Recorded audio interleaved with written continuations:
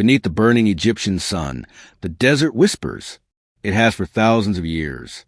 In the stillness between the dunes, echoes of an ancient civilization lie entombed, along with something more sinister.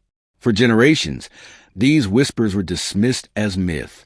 But for those who dared to stir the eternal slumber of Egypt's pharaohs, the warnings proved deadly.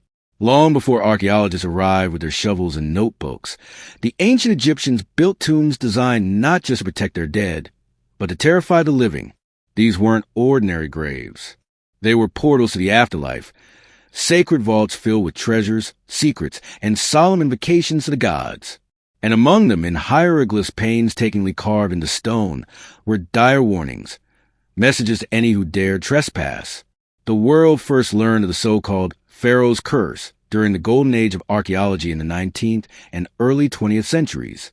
Western explorers, fueled by treasure lust and colonial pride, descended upon the Valley of the Kings like vultures. They uncovered untouched chambers, glittering gold, and remarkably preserved mummies, some untouched for over 3,000 years. But they uncovered something else too, death, and that death came swiftly. It was easy at first to dismiss the cursed stories as superstition. Science had no room for mysticism. But strange coincidences began to pile up. Perfectly healthy individuals dropped dead days after visiting tombs. Illness struck without cause. Accidents defied logic. People began to wonder, were the curses real? Ancient Egyptians believed in the Ka, the vital essence of a person that lingered after death. They believed the soul needed protection, that vengeance could extend beyond the grave. Tombs weren't merely physical resting places. They were fortified with spiritual armor. These weren't passive beliefs. They were active defense mechanisms. Curses that could cross time. But if curses were simply psychological tricks, manifestations of fear, why were they so specific, so deadly, so persistent? Could something more be at work? Legends of cursed tombs extend far beyond King Tut.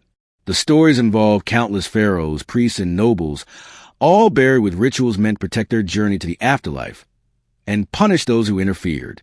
These stories didn't start in modern times. Ancient texts themselves speak of intruders going mad, of divine punishment, of misfortune raining down from the gods. The sands of Egypt keep many secrets. And for every tomb that's been uncovered, many more remain sealed, untouched, and ominously quiet, not out of respect, but out of fear. Even the most seasoned Egyptologists have turned away from certain sites, citing not politics or funding, but something deeper, something ancient. In this series, we'll unearth the stories behind the tombs, the deaths, the science, the superstition, and maybe, just maybe, the truth. Because when you disturb the dead, they just might disturb you back. And in the land of the Pharaohs, nothing stays buried forever.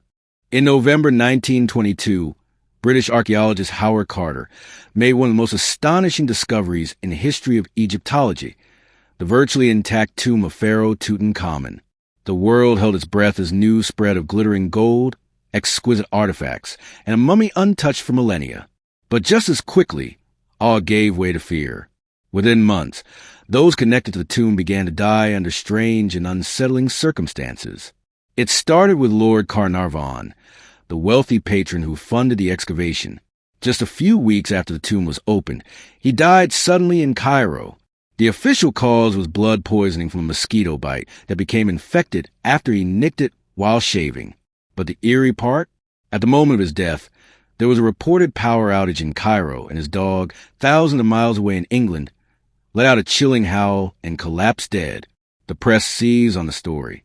Headlines screamed of a mummy's curse. Soon, every misfortune was seen through that lens. George J. Gould, a wealthy American financier who visited the tomb, died of a fever shortly after returning to the United States. Arthur Mace, another member of the excavation team, succumbed to arsenic poisoning. Radiologist Archibald Douglas Reed, who x-rayed Tutankhamun's mummy, died mysteriously before the results could be studied. Even Howard Carter, who staunchly denied the existence of any curse, lived with an air of isolation. While he didn't die until over a decade later, many noted that his professional career withered. Colleagues turned cold. Exhibitions he hoped to lead fell through. He became a man haunted, not by spirits, perhaps, but by the weight of something inexplicable. In total, more than 24 individuals with connections to Tutankhamun's tomb died premature or strange deaths. Scientists, journalists, aristocrats, even their family members. Some were struck by rare diseases. Others died in accidents. One was even murdered. Skeptics, of course, point to more rational explanations. Egypt in the early 20th century was a breeding ground for infections, and medical knowledge was still limited. Others have suggested the presence of mold, specifically Aspergillus flavus, inside the sealed tomb, which could have caused respiratory issues or immune suppression. Poisonous tomb gases have also been proposed. But science couldn't explain the uncanny timing or the eerie consistency of misfortune following those who breached the boy king's tomb, nor could it address the ancient inscription allegedly found near the entrance. Death shall come on swift wings to him who disturbs the king's peace. While Carter denied any such warning existed, others claim it had been scrubbed or kept secret. To this day, the opening of Tutankhamun's tomb remains a pivotal moment in both archaeology and paranormal lore. Was it the rage of a long-dead king, or just a string of chilling coincidences?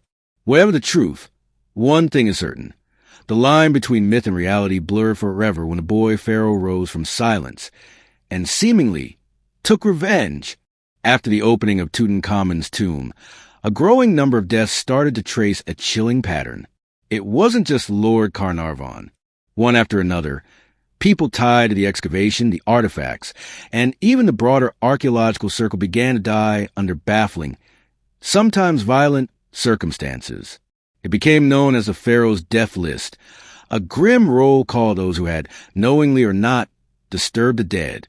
First came George J. Gould, a wealthy visitor who toured the tomb shortly after its opening. He returned home feeling ill and died of pneumonia, seemingly out of nowhere. He had been in good health. His death followed Lord Carnarvon's by mere months. Then there was Colonel the Honorable Aubrey Herbert, Carnarvon's half-brother. He had not visited the tomb, but his deep involvement in the expedition and inheritance of Carnarvon's title placed him under supposed reach of the curse. He died of blood poisoning soon after, and like his brother, his illness was rapid and unrelenting. Arthur Mace, a key member of Howard Carter's team, fell ill while working the tomb and never recovered. His cause of death was officially cited as arsenic poisoning, a suspicious detail that fueled theories of hidden traps or chemical defense mechanisms left by the ancients. Sir Archibald Douglas Reed, who performed the first X-ray of the pharaoh's mummy, died mysteriously before his report could be published. He was healthy, experienced, and had no prior history of illness. Even beyond the expedition team, others fell prey. Prince Ali Camelfami Bey, an Egyptian prince who publicly criticized the tomb's excavation, was shot and killed by his wife in a London hotel. Could it be coincidence? Perhaps. But to believers, it was another notch on the list. Then there was Richard Bethel, Carter's secretary. He died under suspicious circumstances in his club, found smothered in bed. Weeks later, his father, Lord Westbury, threw himself from a window. His suicide note referenced the curse directly. The list goes on. Chauffeurs, reporters, museum staff, and others connected, even loosely, to the tomb and its contents. In all, over 20 people died within a few years of discovery. Skeptics counter with statistics. Many who worked on the tomb lived full, healthy lives. Carter himself lived until age 64. Yet, the sheer number of unexplained or untimely deaths kept the legend alive. Some researchers have argued that a kind of psychological contagion, mass suggestion or fear, may have played a role. Once the idea of the curse took hold, every misstep and misfortune was magnified, but others believe something deeper was at play. A spiritual vengeance, a protective spell, a divine reckoning. Whether real or imagined, the death list casts a long, dark shadow over archaeology. For years after, excavation teams approached tombs with caution, not just because of collapsing walls or political tensions, but for fear they'd be next to join the list. To many, ancient Egypt conjures images of towering pyramids, golden masks, and eternal slumber. But etched into tomb walls and written in sacred papyri are darker messages, inscriptions not meant for beauty or prayer, but for warning. These were the curses, written in elegant hieroglyphs and hidden deep within burial chambers. They promised a terrible fate to anyone foolish enough to disturb the dead. While most tombs didn't display obvious curses, the ones that did were chilling. Some inscriptions threatened divine retribution.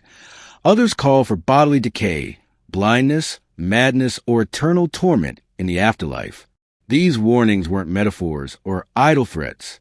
They were believed to be spells, binding magic, meant to strike intruders. One chilling example comes from the tomb of Kentika Ikeki, a 6th dynasty noble.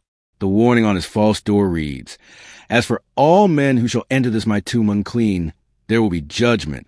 I shall seize his neck like a bird. I shall cast the fear of myself into him." This wasn't poetic license. It was an open threat to thieves and trespassers. Other inscriptions were more subtle, invoking the gods or describing gruesome consequences in the next world.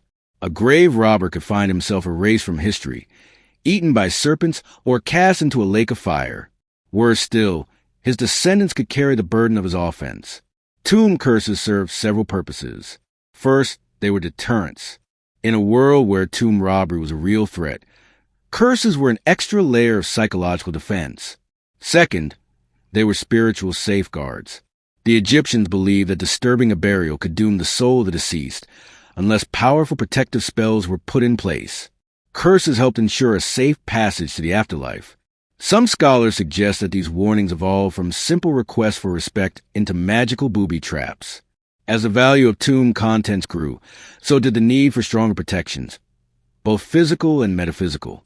By the time of the New Kingdom, the fear of tomb desecration was so strong that entire tombs were hidden and guarded by high priests, their locations kept secret. Despite modern skepticism, the ancient Egyptians believed in the power of words, especially when inscribed by priests. To them, a curse was more than superstition. It was law, magic, and divine force rolled into one. The idea that a few lines of carved stone could influence events from beyond the grave wasn't fantasy. It was fact. Some Egyptologists, working in remote tombs even today, admit to feeling a weight, a presence, when they come across these warnings. Whether it's a power of suggestion or something more, the effect is undeniable. And when explorers began dying after ignoring those inscriptions, belief in curses wasn't just for the ancients anymore. It became a modern fear rooted in ancient stone. Those who read the warnings and pressed on did so knowing they were being watched, not just by cameras or curious tourists, but by the very spirits they've been warned not to disturb. When we think of ancient tombs, we often picture rolling stone doors, narrow corridors, and glimmering treasures. But what about security systems? Were pharaohs really protected by deadly traps, like swinging blades or falling stones? Or is that the stuff of Hollywood? The truth is more nuanced and more chilling. Unlike Indiana Jones-style traps, ancient Egyptian tomb defenses were rooted in a blend of engineering, chemistry, and spiritual belief. Physical traps were rare, though not unheard of. Some tombs had false doors, dead-end tunnels, or misleading inscriptions meant to confuse and mislead robbers. In certain pyramids, massive blocks weighing tons were designed to drop into passageways, sealing them permanently. These weren't triggered by tripwires. They were set manually by workers as the tomb was sealed. More commonly, the ancient Egyptians used environmental hazards, some unintentional, others by design. Take mold, for instance. Tombs sealed for thousands of years create the perfect breeding ground for toxic fungi. Aspergillus flavus, a mold that grows in organic materials like wood and fabric, can release spores that, when inhaled, lead to severe respiratory issues, even death. Some scientists believe this explains the mysterious illnesses of those who entered Tutankhamun's tomb. Then there's the possibility of chemical agents. Oils, perfumes, and balms used in embalming were sometimes made with ingredients that become volatile over centuries. Gases from decomposing organic matter in an oxygen-starved environment could also prove deadly when a tomb is suddenly unsealed. Could these ancient concoctions have acted like primitive chemical weapons? Even more haunting were the sacred spells inscribed into walls, coffins, and amulets. These weren't metaphors. They were spiritual security systems. Known as execration texts, these writings often named enemies, real or imagined, and called for their destruction. They invoked gods like Sekhmet, goddess of plague, or Anubis, guardian of the dead, to bring sickness, madness, or misfortune to intruders. Tombs also contain magical items. Figurines called ushabti, designed to come alive and serve the dead in the afterlife. Cursed amulets buried with specific incantations. Even magical knives inscribed with hieroglyphs. These were placed not just for spiritual protection, but to ensure the tomb remained inviolable, both in this world and the next. In some cases, tombs were hidden within other tombs, or located in unreachable crevices, making them difficult to detect. One royal tomb was found beneath the floor of another, deliberately obscured by layers of rock.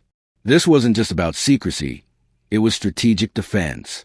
Even modern archaeologists have admitted that, in some moments, their tools have felt useless, not against stone or sand, but against something they couldn't name: a sudden illness, a camera failure, a sense of being unwelcome. While we may never know exactly how the ancients intended their curses and protections to work, the effects are undeniable. Whether by mold, poison, or the invisible hand of vengeance, tomb intruders often paid a price. Sometimes it wasn't a trap you could see, it was a force you could feel. To understand why the ancient Egyptians placed curses on tombs, we must look beyond fear and superstition. In their eyes, a curse wasn't just a magical deterrent. It was justice. A pharaoh's curse wasn't meant to frighten. It was meant to punish. This was divine retribution, as sacred as the rituals performed in the temples of Karnak or the sacrifices at the Nile. Egyptians viewed the cosmos through a lens of balance, Ma'at, the principle of truth, order, and harmony. Violating a tomb disrupted Ma'at. It was not only theft, it was cosmic treason. Just as living criminals were punished for crimes against the state, the dead had every right to seek justice for crimes against their eternal rest. Curses were, in this context, a kind of spiritual law enforcement. Some tombs invoked the power of gods directly. A noble's grave might declare, "I have placed the eye of Horus upon him who would desecrate this tomb. May his limbs be taken from him." Others promised more metaphysical torment, suffering in both this life and the next. These weren't empty threats. To the Egyptians, the afterlife was more real than this world. Denying someone peace after death was worse than killing them. Curses were often personalized. Specific names might be listed. The guilty party's descendants could be targeted as well. This generational curse ensured that even if the robber escaped immediate death, their family line would be marked by sickness, poverty, or madness. Some inscriptions were meant to call down the wrath of Sekhmet, the lion-headed goddess of war and plague. She was feared even by the gods. Others called upon Thoth, the god of judgment, to ensure the intruder would fail the weighing of the heart in the afterlife, a sentence worse than death, as it meant the soul would be devoured by the monstrous Ammit. To the ancient mind, these punishments weren't metaphorical. They were enforceable by divine will. Just as a pharaoh ruled the earth, he was also expected to wield justice from beyond the grave. And that idea didn't die with the pharaohs. In later centuries, priests and temple workers kept tomb location secret, not just to protect riches, but to uphold spiritual law. Desecration was a capital offense, both in law and belief. Modern archaeologists have uncovered documents, papyrus records, temple carvings, that describe tomb robbers captured, tortured, and executed. But sometimes no punishment was needed. The belief was strong enough that robbers confessed to crimes that hadn't even been discovered yet, out of fear of the curse. Even now, in villages near the Valley of the Kings, some locals refuse to go near certain ruins, not out of ignorance, but reverence. They believe the old magic still lingers, and perhaps it does. Because when a pharaoh curses you, it's not just revenge. It's justice from a king who still rules, long after his kingdom turned to sand. Not all curses stay buried. Some leave the tomb and travel across continents, tucked inside suitcases, created in museum vaults, or displayed behind glass where curious eyes gaze. These cursed artifacts, taken from ancient Egyptian graves, have long been linked to tragedy, disaster, and inexplicable misfortune. Once disturbed, the dead don't always wait to punish on sacred ground. They follow the living. One of the most famous examples is the so-called unlucky mummy, a painted wooden coffin lid of a priestess from around 950 BCE. It never housed a real mummy, but its malevolent reputation quickly spread. Anyone who handled or photographed it reportedly suffered illness or bad luck. When it was kept in a private London home, mysterious deaths and financial ruin struck the owners. When moved to the British Museum, strange accidents occurred, including injuries to staff and a guard's unexplained suicide. Some even blamed the artifact for the sinking of the Titanic, alleging that it was secretly aboard the doomed ship, though no credible manifest confirms this. Then there's the tale of the mummy's hand, taken from a tomb in Thebes and brought to America in the 1920s. It was gifted as a conversation piece, and quickly gained a sinister reputation. Lights flickered near it. Pets refused to enter the room. The owner began to suffer from insomnia, hallucinations, and eventually a nervous breakdown. When the hand was donated to a university museum, things returned to normal, until it mysteriously vanished.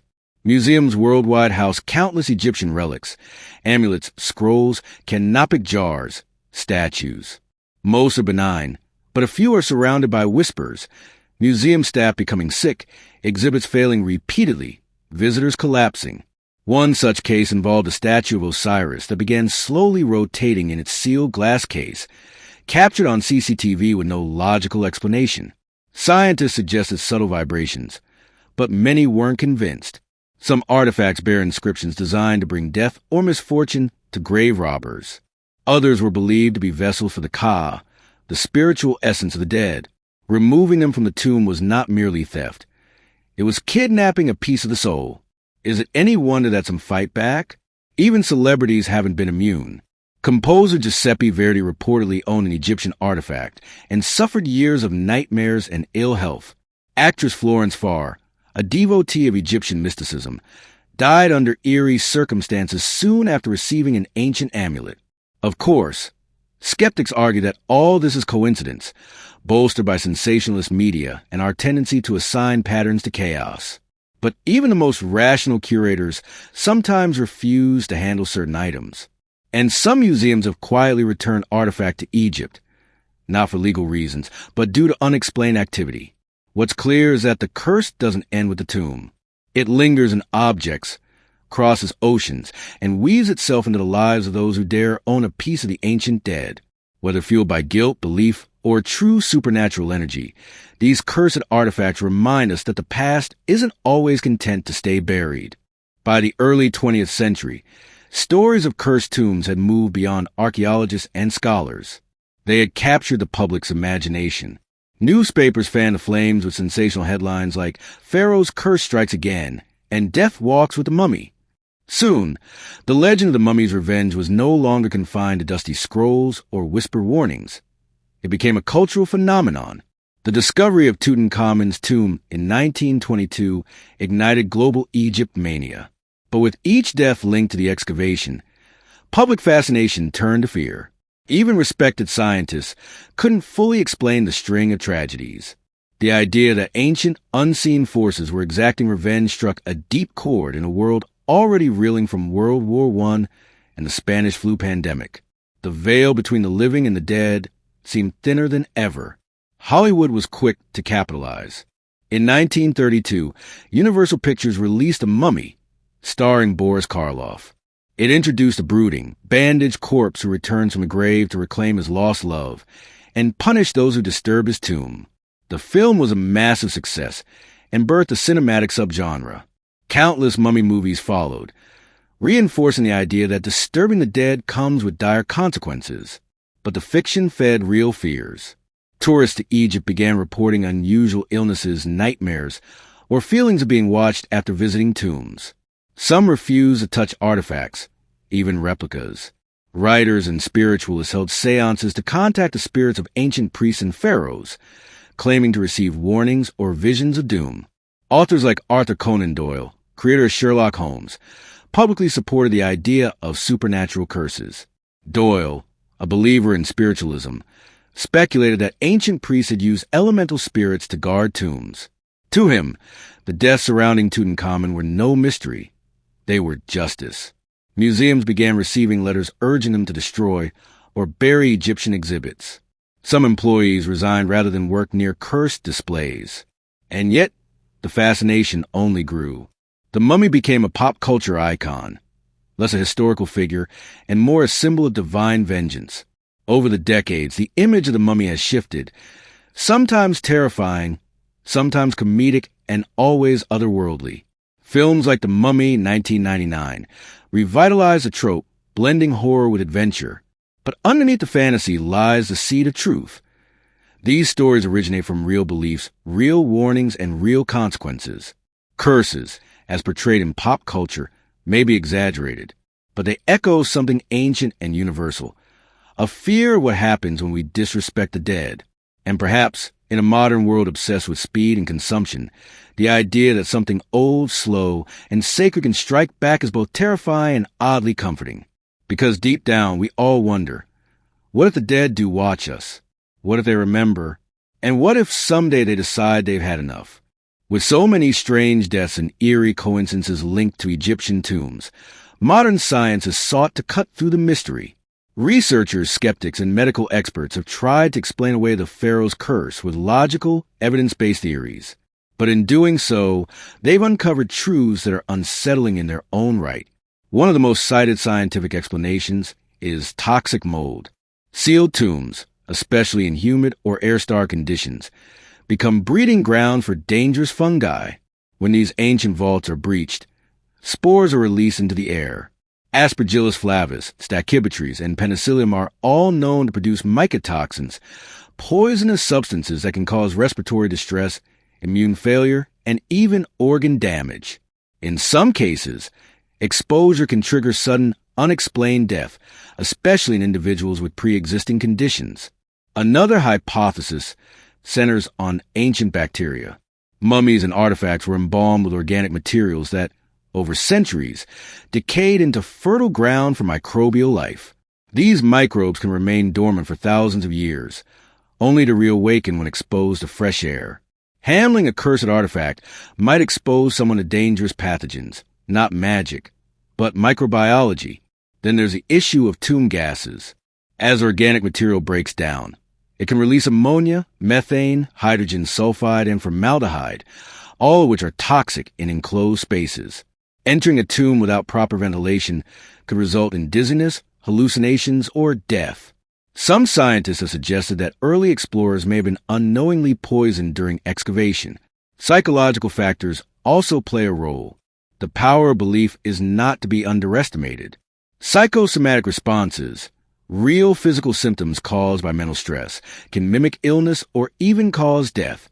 If someone truly believes they're cursed, their body may respond with elevated heart rate, blood pressure, anxiety, and immune suppression.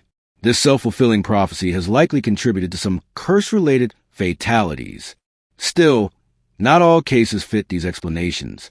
Healthy individuals with no known allergies or conditions have died suddenly and mysteriously.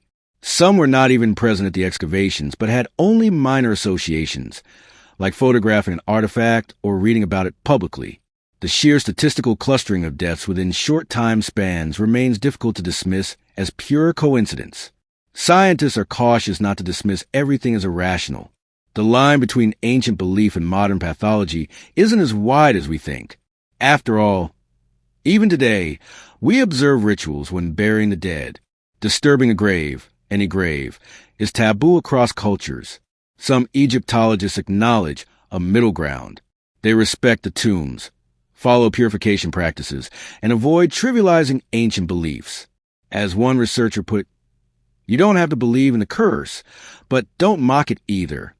In the end, science offers plausible explanations, but it cannot explain the feelings, the shivers down the spine, the nightmares, and the sudden dread that even seasoned professionals report.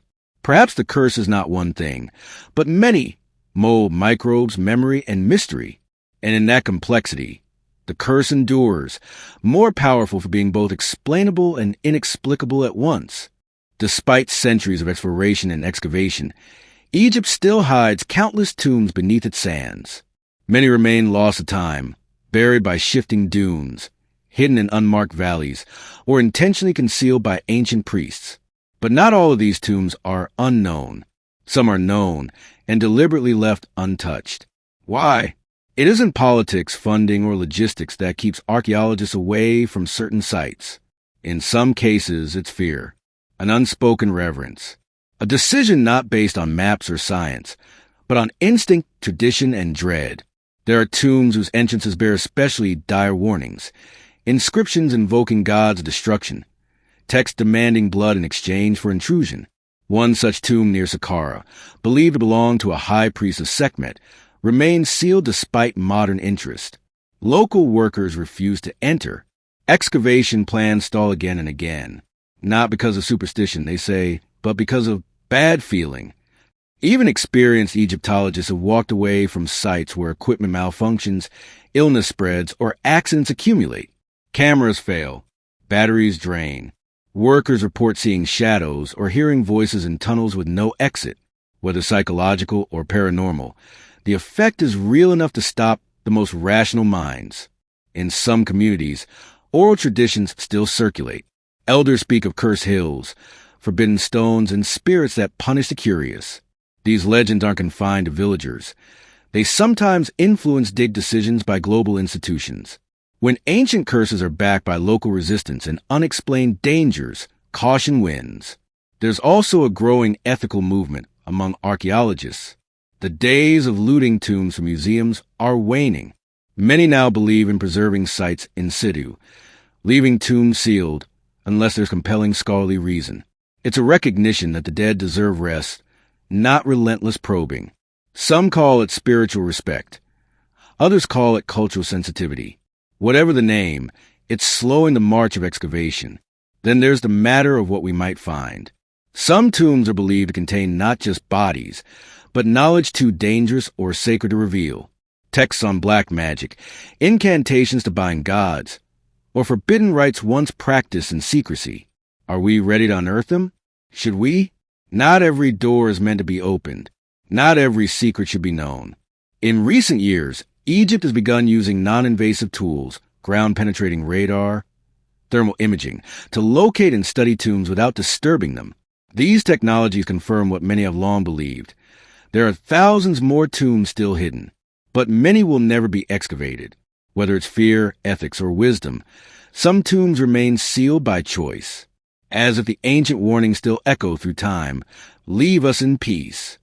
And perhaps, just perhaps, the greatest wisdom is to listen. Do you believe the ancient Egyptian curses were real or just fear-fed folklore? Let us know in the comments below. Subscribe to the Crit Stories for more chilling tales where history and horror collide. Hit the bell to avoid your own digital curse. Missing out on future mysteries.